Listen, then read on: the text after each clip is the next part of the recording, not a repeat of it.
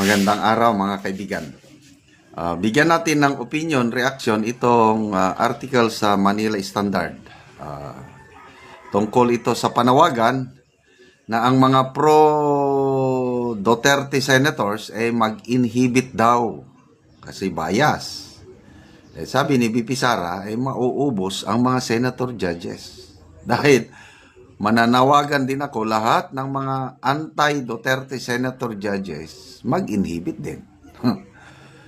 So ito po yung article title, BP Sara backs inhibition move. No senators would be left to judge. Ayan, sinulat ni Cherry Ann Villahermosa, June 17. Vice President Sara Duterte on Monday said there will be no senator judges left if the senators who are for or against her impeachment would be asked to inhibit themselves from the impeachment trial. The senator judges will run out. Sabi niya, ito na, exact word niya ito. The senator judges will run out. There will be no judges left of the pro-Duterte senator judges inhibit because I call on the anti-Duterte senator judges to inhibit also. So yan ang kanyang payag sa isang interview sa SMX Convention Center sa Davao City. Sabi niya, we cannot just inhibit people because there will be none left. They will run out if we do that. For us to inhibit based on biased opinion because there are only two groups there, pro or anti, sabi niya. The Vice President asserted that the impeachment was politically motivated, claiming that all senators were biased. Duterte referred to Senator Risa Hontiveros, whom she claims she has manifested bias against her and her family through public statements. We might as well ask to inhibit senators who are against me, such as Risa Hontiveros, who in a public speech sought to erase the Duterte name. The pros, they will defend us. The antis, their only goal is to destroy the Duterte family. So let's not inhibit, she added. Let's just give them the benefit of the doubt. Let them do their job, she said. Senator Francis Escudero on Monday rejected calls for certain senator judges to inhibit themselves from the impeachment, saying such demands come from biased groups. Salamat, Senate President Escudero. Any call or request from anyone who is biased, whether for or against the impeachment, whether for or against Vice President Duterte, will not be heeded or entertained because they are clearly biased. If there are calls for inhibition from those who support Vice President Duterte and oppose impeachment, it is likely there will also be calls for inhibition from those who are against Vice President and support the impeachment. So, parehas. So, ang mga nananawagan ng ganito, sina Franz Castro, Laila de Lima, mga dilawan, mga pinklawan, mga pulahan. Escudero said groups like ACT Teachers, which signed the impeachment complaint, are clearly in favor of the proceedings against Duterte. He noted that inhibition in impeachment trial is purely voluntary. Ito maganda. Purely voluntary and left to the discretion of each senator judge.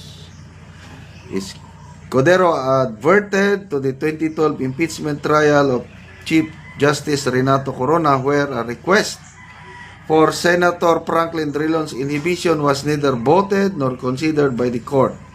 With so many who are experts on claiming to be expert on the law these days, in the end, only one will truly prevail, the Supreme Court. If the Supreme Court has not yet spoken, anyone is free to think for themselves about what is right or wrong. But once the Supreme Court decides, that is what we all must follow. Correct. So, klaro na. voluntary ang inhibition. Kaya pabayaan lang natin yan magyaw-yaw, o anong tawag doon, magpalabas ng pagkadesperado sina Attorney Laila de Lima, Franz Castro, Risa Hontiveros, mga prosecutors, kasi may mga nagsasuggest mag-inhibit daw. Talagang walang matitira na senator judges. Ang impeachment is a political process with legal standards. Okay? So, let the bloodbath begins. Kahapon, inacknowledge na ng impeachment court ang appearance ng 16 lawyers ni BP Sara. Ibig sabihin, nakahanda na sila. So, pabayaan na lang natin ang proseso. Yung mga nagreklamo, bakit yung 18 senators na bumoto na ibalik, desisyon nila yun. Kung mali ang kanilang desisyon, magbabayad sila sa taong bayan pagdating ng eleksyon. O kaya, hintayin natin ang Supreme Court, i-challenge sa Supreme Court yung boto na yun. At kung ang Supreme Court nagsabi na mali, unconstitutional yun, susundin natin. Kaya lang, habang tama si Senator Escudero, habang hindi nagsasalita o walang desisyon ng Supreme Court, everything is just an opinion. At we are entitled to our own opinion. Kaya itong akin, vlog ko, opinion ko lang ito, reaction ko lang ito. So it's not absolute truth. Nasa inyo na. So, salamat sa mga abogada ni BP Sara.